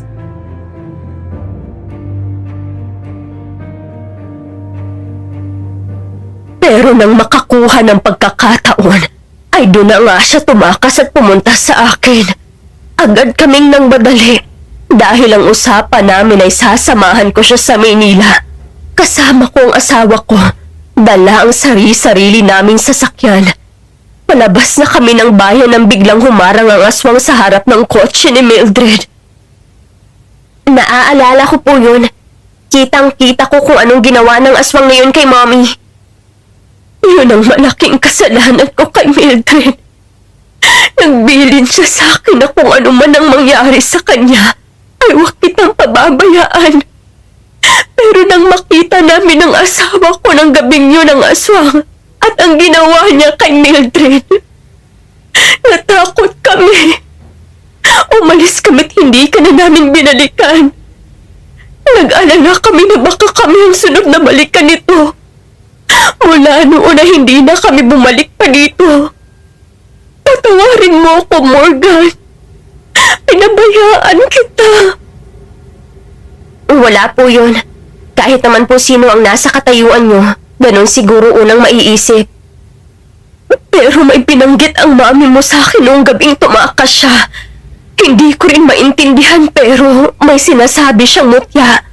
Kahit anong mangyari daw, siguraduhin ko na wag daw yung malalayo sa iyo. Maya-maya ay bigla akong natigilan nang may maramdaman na nakaibang bigat sa paligid. Tinaas ko ang braso ko at nakita ko na nagtatayuan ng mga balahibo doon. Nagtatakang sinundan ako ng tingin ng mag-ina nang magmadali ako para buksan ang drawer sa tabi ng kama at kunin doon ang bote na may langis ng lana.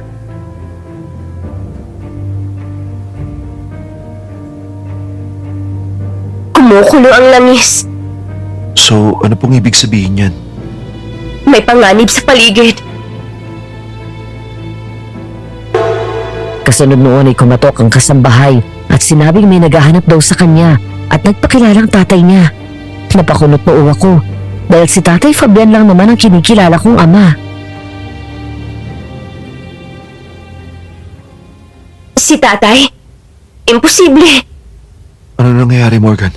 Sino yung dumating? Baka aswang yun. Hindi. Ninong ko. Yung kumupkup sa akin, si Tatay Fabian. Sandali, lalabas ako. Morgan! Sandali lang! Hindi na ako bumalik o lumingon kahit narinig kong tinawag ni Tita Melinda ang pangalan ko. Agad akong lumabas ng bakuran at nakita ko doon si Tatay Fabian. Agad akong napangiti nang makita ko siya. Pero agad na wala ang ngiti ko nang mapansin ang mga mata niya. Kulay dilaw yun at nalilisik at tila galit na galit ito. Tay, may problema ho ba? Nga bang iniwan sa'yo ang nanay mo bago siya mamatay? O? Iniwan? Anong iniwan? Siya! Bato na kulay itim! Tay, hindi ko po kayo maintindihan. Kailangan ko ng batong yun, Morgan! Nagulat ako nang lumapit sa akin si Tatay Fabian at hinawakan ako ng mariin sa magkabilang braso. Hanggang sa makarating sa ilong ko ang umaalingasaw na masangsang na amoy mula dito na parang nabubulok na bangkay. At ang magaspang na dampi ng palad nito ay pareho sa aswang na bana. Nang tignan ko ang hawak ng bote ng langis na lana, nanlaki ang mga mata ko at lalong lumakas ang pagkulo nito. Ikaw? Hindi ako maaaring magkamali.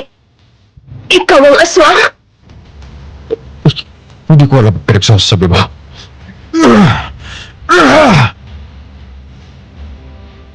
Nabitawan ako nito nung bigla itong tumumba at mapahiga sa semento.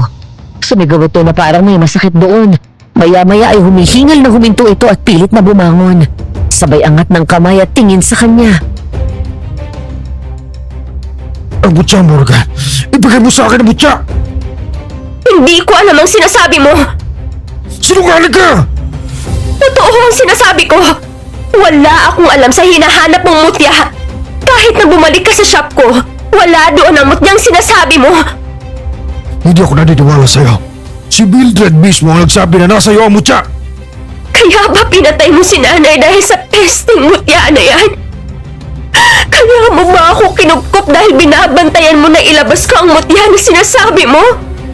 Hindi ko alam ang sinasabi mo. Hindi ko pinatay si Mildred! Sinungaling ka! Ikaw ang bana! Ikaw ang aswang na pumapatay ng mga kababaihan dito! Ikaw ang aswang na nanloob sa tindahan ko tinakaw ang 3 mutyang itim! Ikaw ang aswang na pumatay sa nanay ko!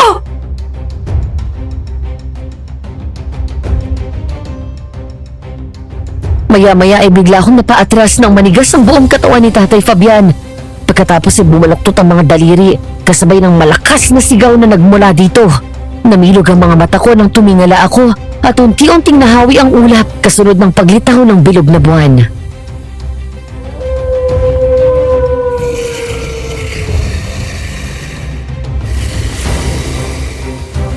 Morgan! Nang tumingin ako kay Tatay Fabian, bigla akong napaatras nang makitang isa na itong ganap na aswang. Nang mabilis siyang nakalapit sa akin at sinunggaban ako sa leeg. Ibigay mo sa akin ang mutya! Wala sa aking sabi! Sinungaling ka! Wala akong pinagkaiba sa nanay mo! Sinungaling kayong mag-ina! Pinakasin mo ako at sinabing mahal niya ako! Nung pala, pinapasakay nila ako hanggang sa makahanap siya ng tiyempo at takasan ako! Ano mo ba kung anong ginawa ng mutyang niya para sa akin? Mas nagiging malakas ako kaya ng gamunan! Ang mutyang niya ang nabibigay sa akin ng kakaibang lakas! At matutupad ko ang pangarap ko ngayong kabilugan ng buwan! Kaya ibigay mo na sa akin ang mutya! Wala nga! Bitiwan mo si Morgan! Tama na, Fabian! Hindi pa ba sapat na pinatay at ginahasa mo si Mildred? Pati ba naman ang anak niya na tinuring ka na ama't minahal ka? Wala na bang natitirang pagmamahal sa puso mo? Pagmamahal! Walang puwang ang pagmamahal sa kaya kung alagad na kataliman! Angal lang maniniwala na minahal ko ang babaeng ito na para kong anak. Ang tanging alagad niya lang sa akin ay dahil ang anak ko ang magiging sunod na henerasyon ng mga aswang! Demonyo ka talaga! Ako mismo ang papatay sa'yo! Bitiwan mo si Morgan! Kung pinagbigyan mo sa akin si Lawrence, makapaawa pa ako sa'yo. Hayop ka! Ikaw ang kumagat ka! Kay Lawrence at ginawa siyang aswang! Dahil yun ang silbi niya sa buhay ko! Kinugkop ko siya para gawing aswang!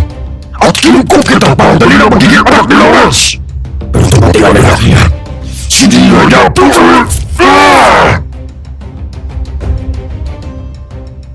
Mula sa likod ay bigla akong nilabas ang patalim na tansong metal na hindi ko namalayan ay nakasuksok pala sa holster na nasa bewang ko. Pagkatapos ay mabilis kong sinaksak yun sa dibdib ng aswang. Dahil doon, agad niya akong nabitawan. Nang makakuha ng pagkakataon ay binaril ni Lester ang aswang ng 3 beses. Lalapitan pa lang ako ni Lester nang mabilis na kabawi ang aswang. Sinunggaban ulit ako nito at humawak sa kwelyo ng suot kong jacket. Nakaramdam ako ng takot nang ilapit niya sa mukha ko ang dulo ng matatalas niyang kuko. Hindi ako natakot para sa buhay ko, Madam Venus. Natakot ako para kay Lester. Mahal na mahal ko siya at ayoko siyang iwan. Ayoko siyang maging gaya ko na nakita ng harap-harapan kung paano pinatay ang nanay ko at nang mistula yung bangungot sa akin mula noon. Morgan! Bitiwan mo siya, sabi! Tinitigan ko ang mukha niyang hindi nalalayo sa itsura ng demonyo. Pagkatapos ay tinitigan ko siya ng diretso sa mga mata. Hindi ko na nakikita sa kanyang mga mata ang taong inakala kong tinuturing akong anak. Nang mga sandaling yon, naintindihan ko na kung bakit sa halip na patuloyin ako sa bahay niya. Nang mawala si Mommy, doon niya pa rin ako pinatitira sa bahay namin. Yun pala ay para malaya siyang makapasok para hanapin ang mutya. Ibigay mo ang hinihingi niya! Ingong! Pero wala sa akin ang mutya! Nasa iyo, Iha. Simulat sa pool, nasa iyo na ang mutyang hinahanap ng aswang na yan. Po?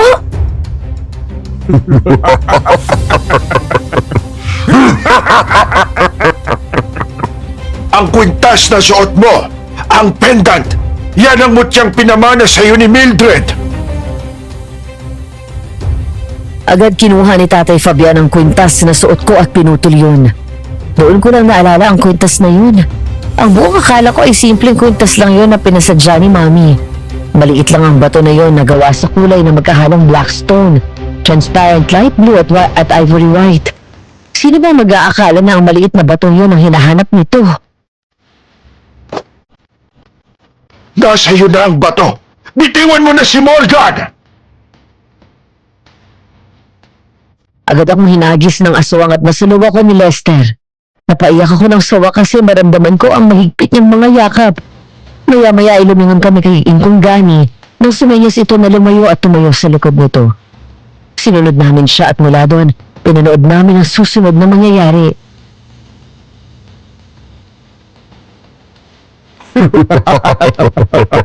Soras! Nasaan ka ba? Nasa gilid ka na oras ko! 5, 4, 3, 2, 1! Panginoong lahat ng iwan, ibigay mo sa akin ang lakas at kapangyarihan para Anong nagawa na? Nagkatinginan kami ni Lester nang biglang hindi makakilos ang aswang. Bigla itong umawak sa dibdib at napaluhod na parang nanghihina. Maya-maya ay tuluyan itong natumba. Tatawa-tawa na humakbang palapit si Ingkong Gani kay Tatay Fabian na parang unti-unting napaparalyze. Ang mutya ng pinaka-inaasam-asam mo ay ginawa pa ng mga sinaunang babaylan bago pa sakupin ng mga Kastila ang Pilipinas.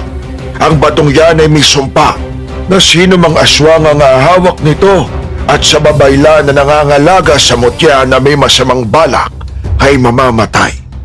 Unti-unti nitong hihigupin ang lakas mo hanggang sa manghina ka. Kabaligtaran ng lakas na gusto mong makuha mula dito. Pagkatapos ay unti-unting babagal ang pagtibok ng puso mo hanggang sa tuluyan na itong huminto at mamatay ka. Ganyan ang sinasabi kong mangyayari kay Yanggao. Hindi ba ito? Ang mutyang hinahanap mo na magbibigay ng lakas sa mga aswang gaya ng gabunan ay walang katotohanan. Walang ganong klase ng mutya. Isa lamang yung kwento na gawa-gawa ng mga manunugis at albularyo para lansiin ang mga aswang noong araw para lumisan sa kanilang lugar. Nakakatakot lang ang itsura mo, pero ubod ka ng tanga, Fabian, dahil ikaw mismo ang humanap sa sarili mong kamatayan. Maya-maya pa ay tuluyan na itong hindi gumalaw at namatay. Muling kinuha ni Ingkong Gani ang kwintas at binilik sa akin yun. Pagkatapos ay ngumiti at hinawakan sa buhok ang aswang at hinila iyon palayo sa amin.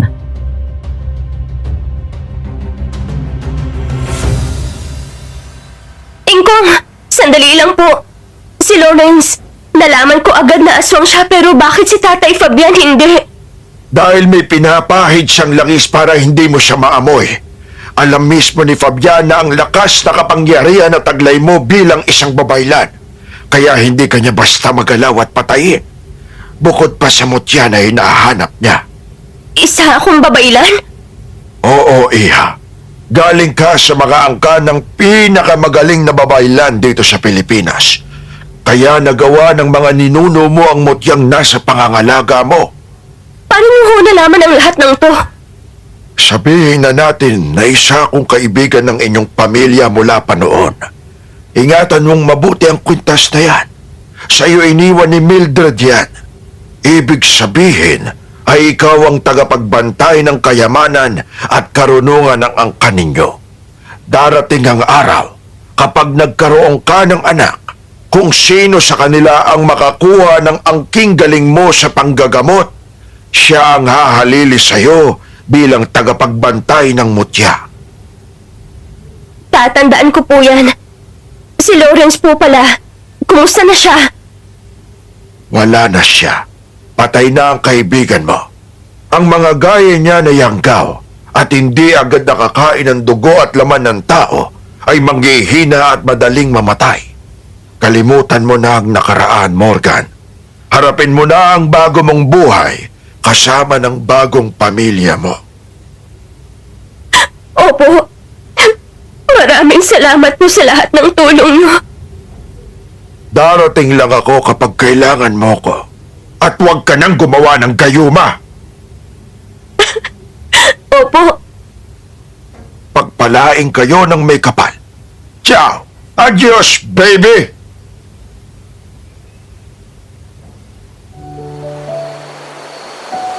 Baby ko, halika na rito. Palabas na, babe! Wow. Natawa ako nang tingnan ako ni Lester mula ulo hanggang paa.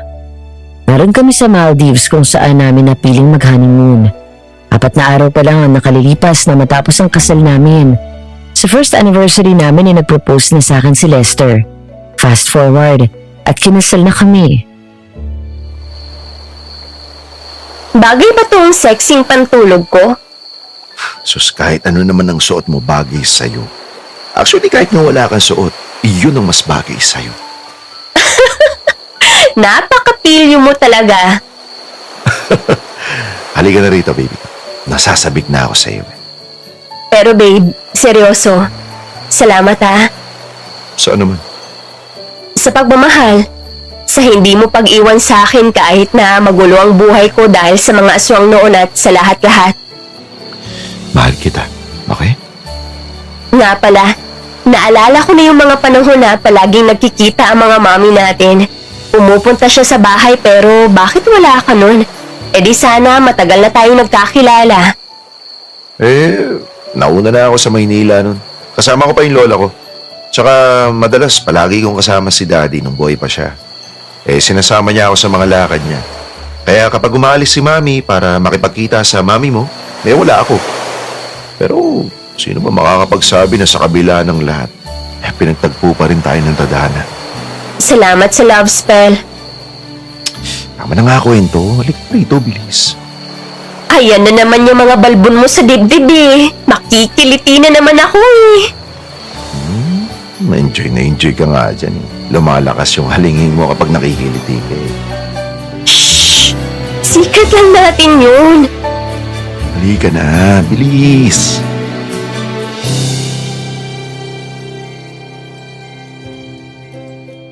Madam Venus, ako na yata ang pinakamasaya na mabigyan na sa wakas ng katarungan si Mommy nang mamatay ang aswang. Gayon din ang mga iba pang babaeng na naging biktima nito. Pero nakakalungkot na nadamay si Lauren sa lahat ng makasariling plano ni Tatay Fabian. Maganda pa sana ang kinabukasan na naghihintay sa kanya. Samantala sinunod ko ang payo ni Ingkong Gani. Huminto na ako sa pagtitinda ng mga mutya, love spells at kung ano-ano pang mga spells at tuluyan ang sinarado ang shop. Sa halip ay tumulong ako sa negosyo ng asawa ko sa coffee shop. Hanggang sa unti-unti na namin yung napalago at nakapagtayo na kami ng ilang branch. Pati ang pagiging albularyo ko tinalikuran ko na rin. Sa halip ay tinanggap ko sa buhay ko si Jesus bilang Diyos na tagapagligtas. Walang kasing sarap ang gumising sa umaga at tutulog sa gabi na wala kang pinangangambahan na aswang na nagbabanta sa buhay mo. Dahil sa huli, isa lang ang mananaig. Yun ay ang lakas ng kapangyarihan ng Diyos. Hanggang dito na lamang at maraming salamat po. Nagmamahal, Morgan.